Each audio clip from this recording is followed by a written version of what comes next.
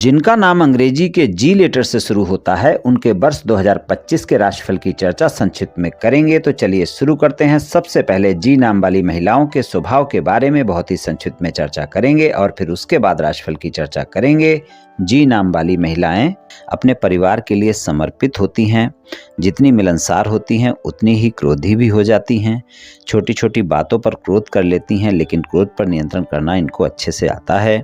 अपने रिश्ते में ज़्यादा झूठ बर्दाश्त नहीं करती, इस कारण कई बार इनका स्वभाव जिद्दी हो जाता है और फिर इनका स्वभाव शक्की भी हो जाता है। इनके जो दिल में होता है वही जुबान पर होता है। अपनी मर्जी से जीवन जीना पसंद करती हैं। इनकी स्वतंत्रता में कोई रोक टोक करे ये इनको बर्दाश्त नहीं होता है। जो लोग इनकी बातों और विचारों से सहमत नहीं होते उनसे ये बहुत जल्दी दूरी बना लेती हैं। बंधन में बंधकर रहना बिल्कुल पसंद नहीं होता है। दूसरों की सहायता करके खुश हो जाती हैं। अगर इनकी भावनाओं को थोड़ी भी ठेस पहुंची तो फिर सरलता से समझौता नहीं करती, क्योंकि थोड़ा सा क्रोधी स्वभाव जो इनका होता है। अपनी बात ऊपर रखने की कोशिश करती हैं। इन पर कई बार झूठे आरोप लगते रहते हैं। आसानी से किसी को अपना नहीं बनाती। अपनी भावनाएं खुलकर जाहिर नहीं करती। अपने जीवन साथी के हर सुख दुख में उसका साथ निभाने वाली होती हैं। अपने रिश्तों को जीवन के अंत तक निभाने वाली होती हैं। बहुत ज़्यादा सोचने वाली होती हैं। बहुत ही आकर्षक होती हैं। अगर इनसे कोई एक बार मुलाकात कर ले या बात कर ले तो वो बार बार इनसे मिलना और बात करना चाहेगा। स्वभाव से कई बार ज़्यादा क्रोध करते हुए देखी जाती हैं और कई बार इनका स्वभाव जिद्दी भी हो जाता है। बिल्कुल सीधी बात कह देती हैं। घुमा फिरा कर बात नहीं करती। जो कुछ भी मन में होता है स्पष्ट बोल देती हैं। अपनी बात को सच्चाई के साथ बोलती हैं। अंदर कुछ और बाहर कुछ ऐसा नहीं बोलती। सामने वाले व्यक्ति की मन की बात को बहुत जल्दी जान लेती हैं कि ये जो बोल रहा है वो सच बोल रहा है या झूठ, तुरंत जान लेती हैं। रिश्तों में झूठ बर्दाश्त नहीं करती। मित्र जल्दी बना लेती हैं, लेकिन अगर मित्रता में कोई इनसे झूठ बोलता है तो ये बहुत जल्दी जान लेती हैं और उससे दूर हो जाती हैं, या कहें तो मित्रता नहीं रखती। चलिए राशिफल की चर्चा कर लेते हैं। सबसे पहले शिक्षा की बात करेंगे। शिक्षा के मामले में इस वर्ष अच्छे परिणाम देखने को मिलेंगे, लेकिन 18 मई के बाद का समय ऐसा होगा जब आपको एकाग्रता बनाकर रखनी होगी। नहीं तो आप देखेंगी आपका मन पढ़ाई में नहीं लगेगा और आप अपना समय खराब कर सकती हैं। इसलिए एकाग्रता बनाकर रखनी आवश्यक होगी 18 मई के बाद के समय में।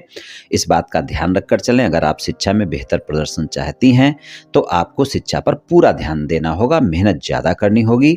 हालांकि अगर आप थोड़ा सा भी ध्यान रख लेंगी, एकाग्रता बना लेंगी तो परिणाम आपको अच्छे मिल जाएंगे।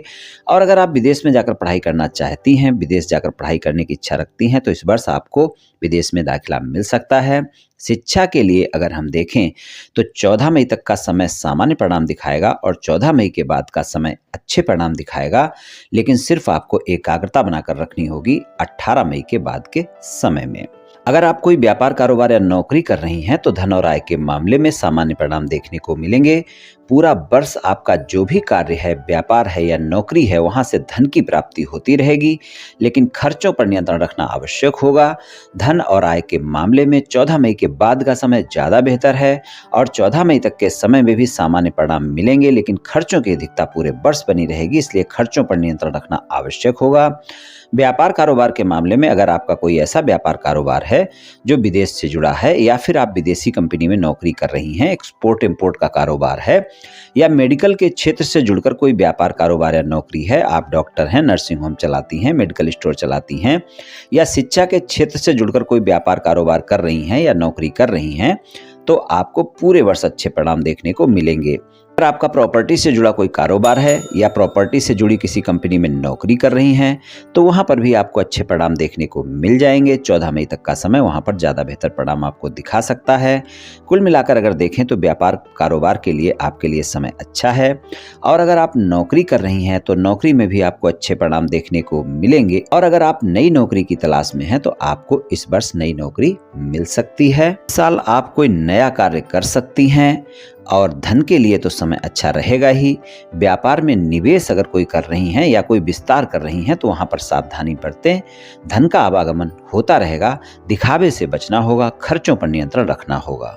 प्रेम संबंध के मामले में इस वर्ष अच्छे परिणाम देखने को मिलेंगे, लेकिन वाणी पर संयम रखना होगा। आपको पूरे वर्ष अपनी वाणी पर संयम रखना आवश्यक होगा।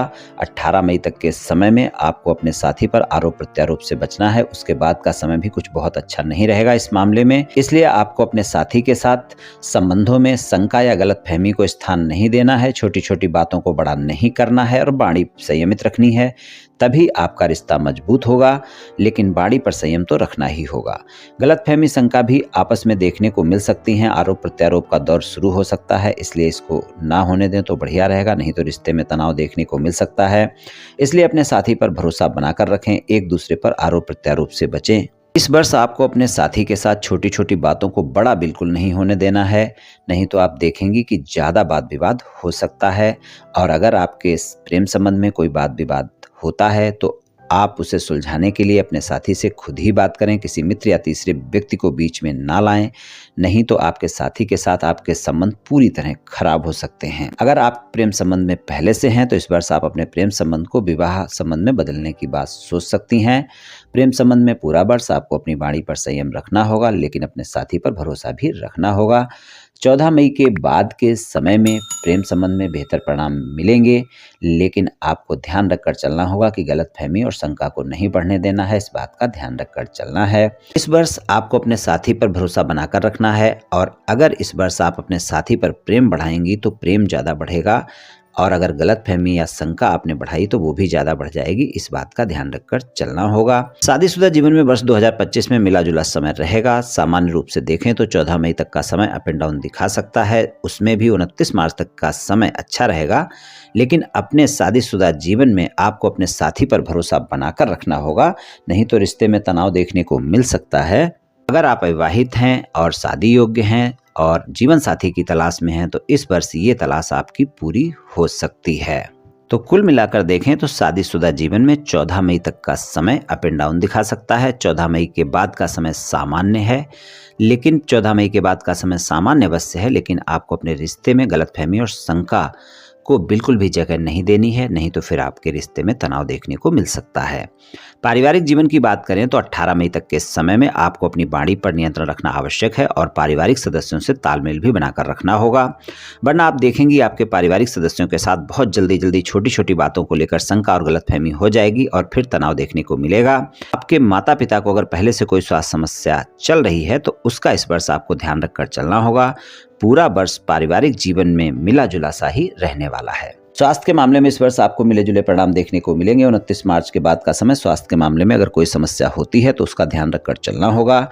पहले से अगर कोई स्वास्थ्य समस्या है तो उसका भी ध्यान रखें, और अपने माता पिता को कोई स्वास्थ्य समस्या है तो उसका भी अवश्य ध्यान रखकर चलें।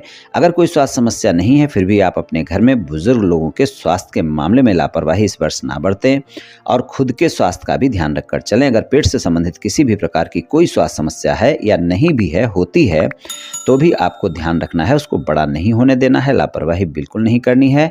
स्वस्थ दिनचर्या अपनाएं, अपने खान पान का विशेष ध्यान रखकर चलें, योग व्यायाम अवश्य करें और कोई भी स्वास्थ्य समस्या होने पर डॉक्टर से परामर्श अवश्य लें। ये राशिफल सामान्य राशिफल है, ये सभी महिलाओं पर पूर्ण रूप से प्रभावी होगा ऐसा संभव नहीं है, क्योंकि आपकी जन्म कुंडली पर भी बहुत कुछ निर्भर करता है। आप सभी स्वस्थ रहें, आयुष्मान रहें, धनवान रहें, ऐसी मेरी श्री कृष्ण भगवान से प्रार्थना है। जय श्री कृष्ण, जय श्री राधे।